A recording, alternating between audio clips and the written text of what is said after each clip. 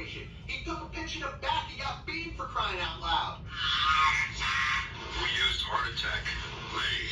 Managers on a Major League Baseball team don't make decisions.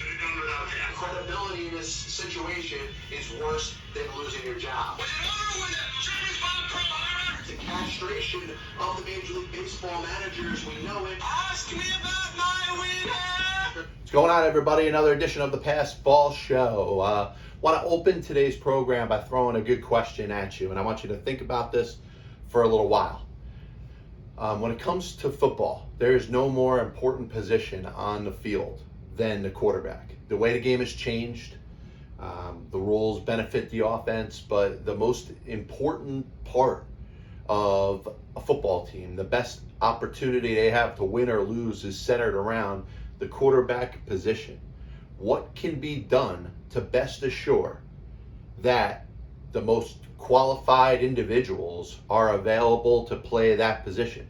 In spite of the coronavirus, in spite of injuries, all different things that could happen over the course of the season, what would be the best plan to ensure that the best and most qualified to play the quarterback position are available to play it during the National Football League season? When it comes to the greatest offensive position players to ever play in baseball, as I've spoken about my book, when it comes to defining the different generations and eras that have happened over the course of baseball history, a lot of times it's going to be centered around different type of qualifications. If you go prior to the dead ball era, you're not going to judge somebody by the amount of home runs that they hit. It's just not fair. It's not fair to do that way. Now, as we're looking for the greatest players that play in the game right now, they're all centered around the same thing. The same thing is what? Home runs, right? You got players hitting home runs, players drawing walks, on base percentage, slugging percentage. Those are the two most important statistics when we're trying to judge what players are the best at play right now. They all have the highest OPS, which we know is the combination of the latter two statistics. Now, is there any chance that a player that can play the game differently today can get the accolades of the top players in the sport as it's played right now? I think it's another good question to throw out there. Somebody that, let's say, just hits for a really high batting average. They get on base, but they get on base because they get a whole bunch of hits. That's how they get on base. Would that player be respected today on the level of some of the top players, the players with the highest wins above replacement, but most importantly, the players with the highest OPS? And that gets me to the Tony Gwynn discussion. And there's so much slander that is thrown the way of Tony Gwynn. And by the way, how could you not like Tony Gwynn? There's few players that exemplify the way baseball was supposed to be played. A great smile on his face, would always give you the right answer, was a media darling. If you're a fan of baseball, how can you not be a fan of Tony Gwynn? But now the judgment is out there to say that Tony Gwynn doesn't hit for a high enough OPS. And pretty much Tony Gwynn's OPS is down when it comes to the entirety of his career because of one thing. He didn't hit for a ton of power. And you know what? In the history of Major League Baseball, there have been a lot of players that have become all-time greats that didn't hit for a ton of power. I think of the second greatest ball player of all time, the second greatest offensive position player, first not named Babe Ruth, and that's Tyrus Cobb. Ty Cobb was the epitome of the way baseball was supposed to be played. You think of the guy that surpassed him down the road and should also be in baseball's Hall of Fame, Pete Rose. Pete Rose got on base. Pete Rose put the ball into play. Pete Rose caused disruption on the bases. Pete Rose, as an offensive player, made his team better. Now, listen, I'm not going to turn this into a discussion of why Pete Rose should be considered, amongst the greatest of all time. That wouldn't be a fair enough discussion. And I'm not going to do that because that's not part of what I want to talk about today. Tony Gwynn hit .338 in his career. Tony Gwynn had an on-base percentage of .388 over the course of his career. Now, the naysayers that'll knock Tony Gwynn will say, well, that's only 50 points higher than his batting average. But the fact that he hit .338, no player in the history of Major League Baseball since Ted Williams retired after the 1960 season has finished their career with a higher batting average than Tony Gwynn's .338. He was the epitome of a base hit type of hitter. You know, he did have over 500 doubles. Yes, he takes a lot of criticism for not hitting a ton of home runs. He wasn't a power hitter. He put the ball into play. And you know what? In the modern game, the way it's set up right now, fans would not be happy about that. They would hate the fact that Tony Gwynn isn't taking strike one, that Tony Gwynn isn't trying to work a 3-ball, 2-strike count.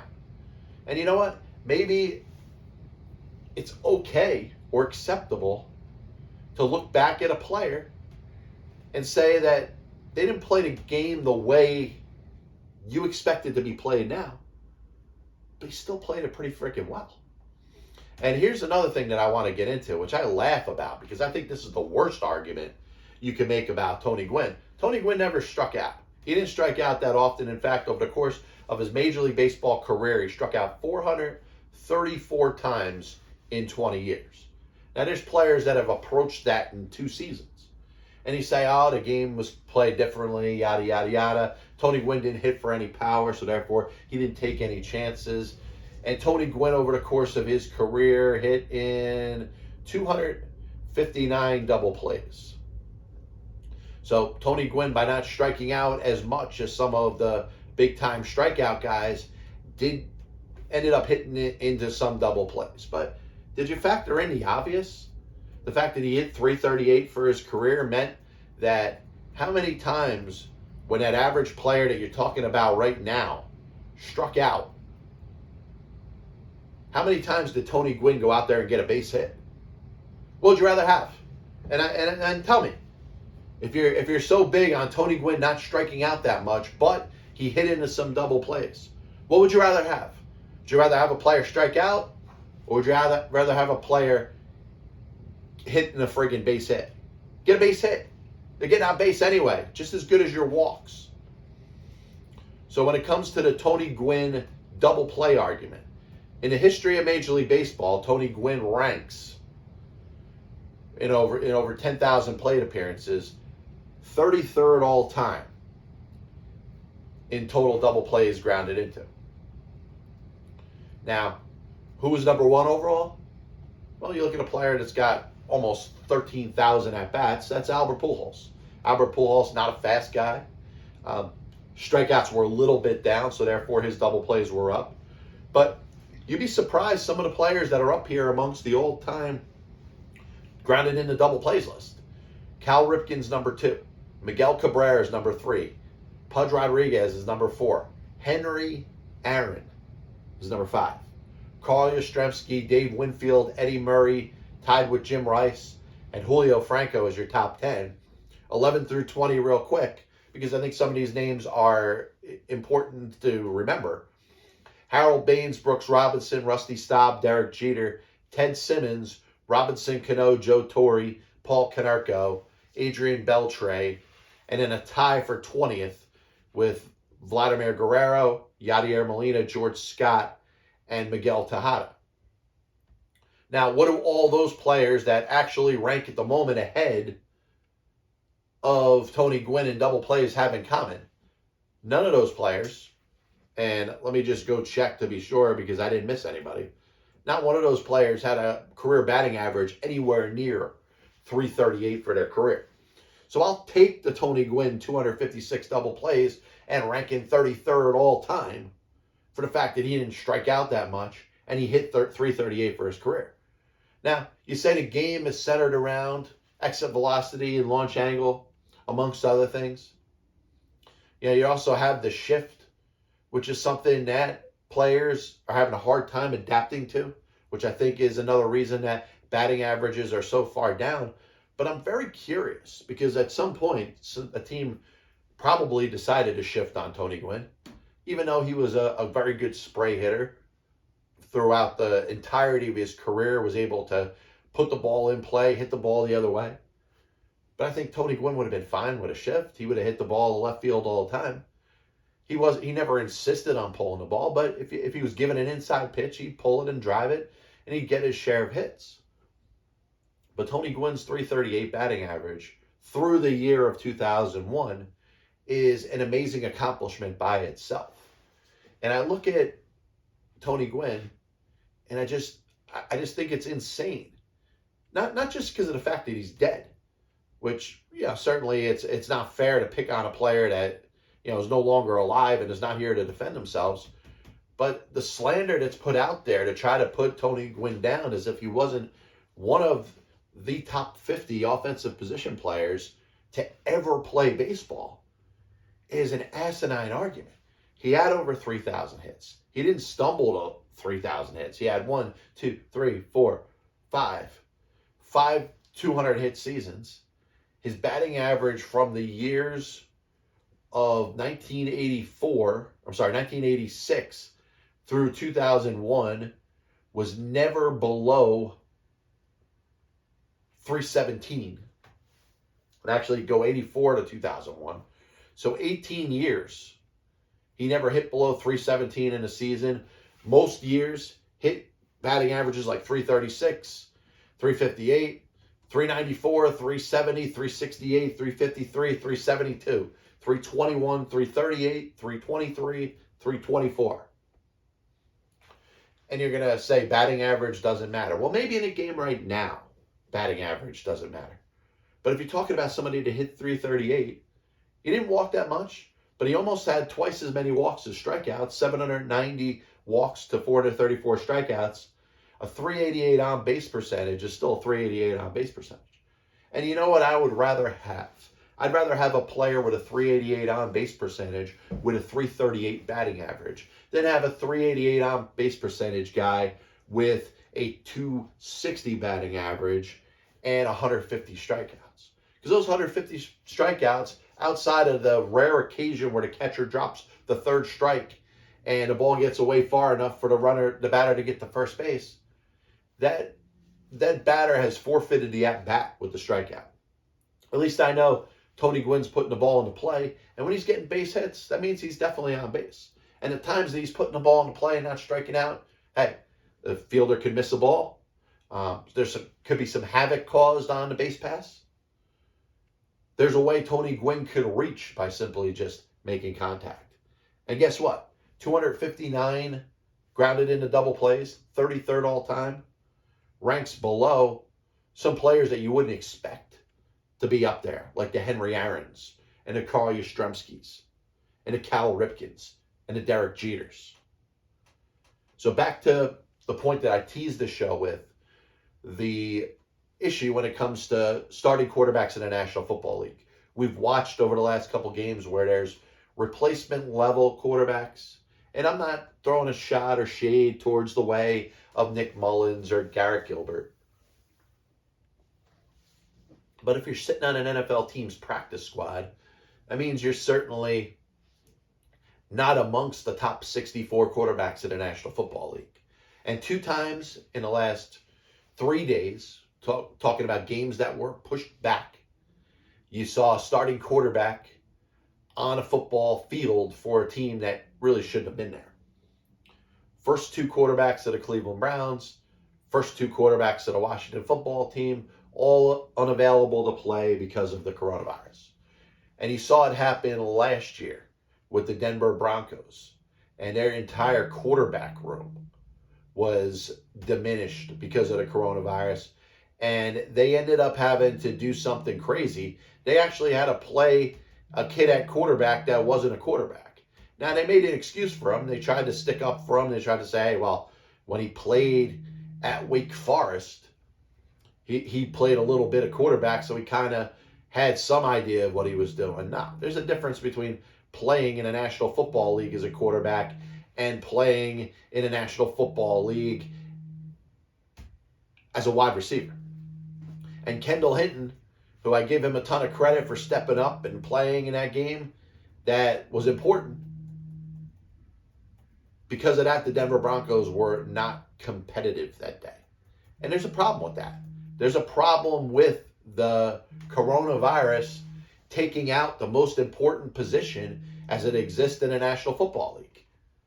It's going to determine whether teams win or lose games. Did Denver win that game last year where Kendall Hinton started as their quarterback? No. Did the Cleveland Browns win the game this year when Nick Mullins started a quarterback for them? No. Did the Washington football team win the game that Garrett Gilbert was their quarterback this past season? No. So, I don't know if you've had a little chance to think about it. Have you come up with an answer of what you think the National Football League should do when it comes to making sure that players are prepared to play the most important position on the pro football field? I got a couple ideas.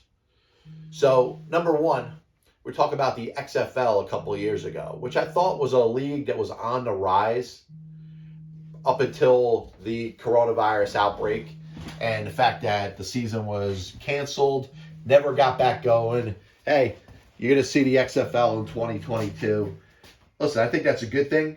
That's a good thing for the NFL because I think the importance out there should be to get the NFL a solid, quality developmental league to make sure players are ready to play in a National Football League, quickly. And it's even more imperative right now because of the coronavirus and outbreaks and the fact that you don't know week from week what players are going to test positive and what players are not going to test positive. Because of that, you need to make sure that you have players not only that are practicing, but players that are actually in game shape, ready to take the reins and the bull by the horns and perform at the most important position in the National Football League. How else do you do that outside of having a developmental league playing at the exact same time as the National Football League? One of the things you've seen with games getting postponed, obviously Thursday night football is a every week thing now. You got Saturday games when the college football season's over. You got Saturday, Sunday, Monday, Thursday. And now you got games on Tuesday because of postponements because of outbreaks. Why not use the other 2 days that you have, Tuesdays and Wednesdays, to have football played 7 days a week? Have the XFL or the Alliance of American Football or the CFL or the USFL or whatever other league that you want, not to compete with the NFL, but to supplement the NFL by having active games on Tuesdays and Wednesdays every week. Number one, the diehard football fan that can't get enough of football, that's obsessed with the sport, that all they do is eat, breathe, sleep, and do anything when it comes to football, can watch their football every day. That person's happy. But most importantly, you have quarterbacks, skill players, playing at a high level, performing, doing great things, and they're ready with a flick of a wrist to go in there and play at the highest level.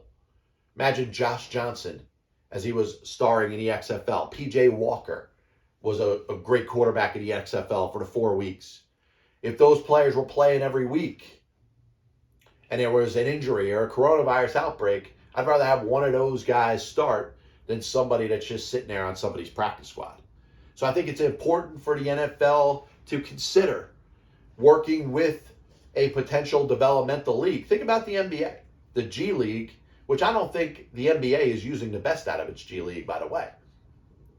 There should be players the entire G League rosters should be depleted for players playing in the NBA because teams can't play.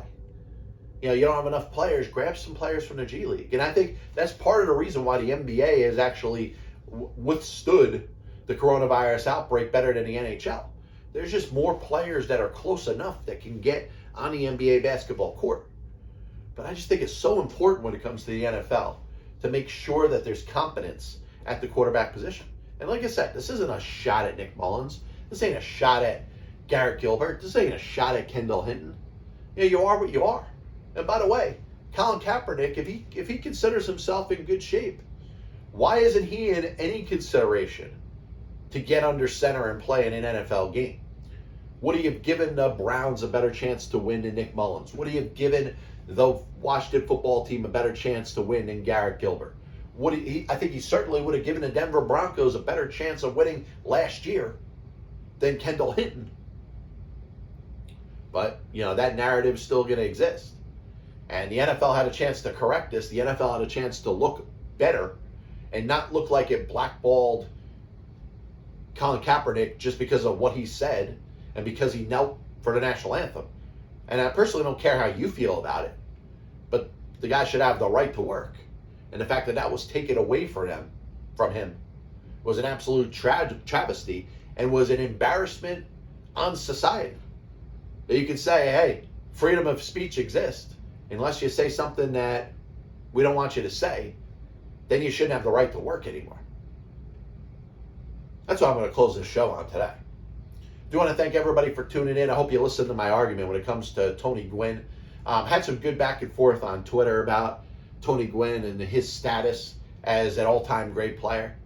It's hard to see it now, and I think a lot of players are looking too much a lot of people are looking too much into the statistics, studying OPS a little too much.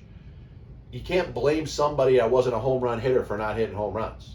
And my analogy, which like most of my analogies are an exaggeration, I said blaming Tony Gwynn for not hitting home runs is like blaming a running back in the National Football League for not getting enough interceptions. And I didn't say receptions, because you know what? Catching a football is part of the running back's responsibility now.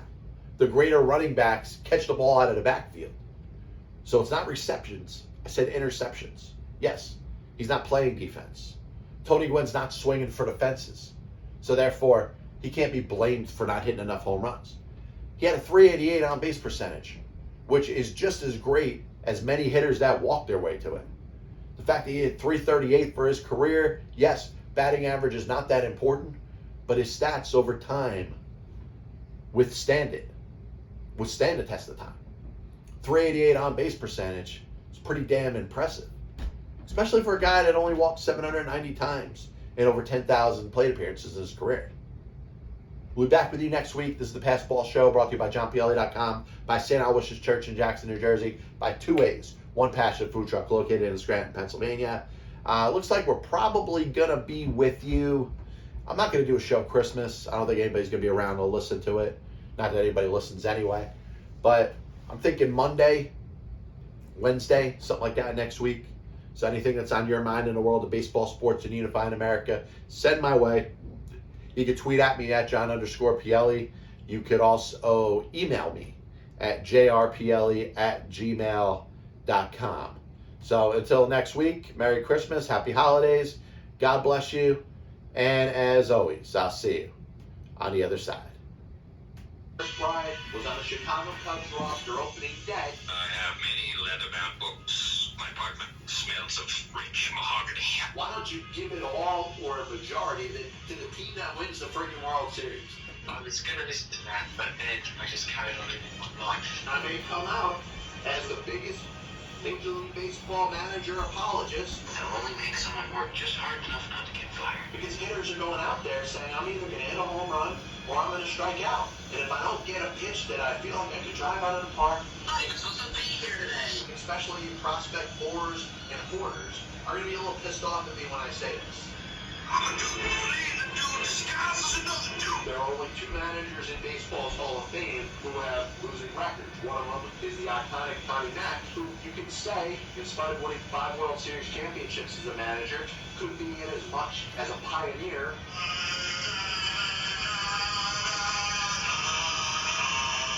And what side of the spectrum they're on. Were they pitching? Were they batting? If your favorite team was pitching and a ball got inside and hit a batter, there's no way it could have been on purpose. But if you were a fan of the team that was batting and a ball got inside and hit somebody or went behind somebody's head, absolutely 100% unequivocally that pitcher was throwing out. They put their tail between their legs, decided they're going to do exactly what they're told. You damn well right better give him a contract extension. You damn well right better make him the manager over the next series of years. 35 years ago, I could have loaned your parents the money for an abortion.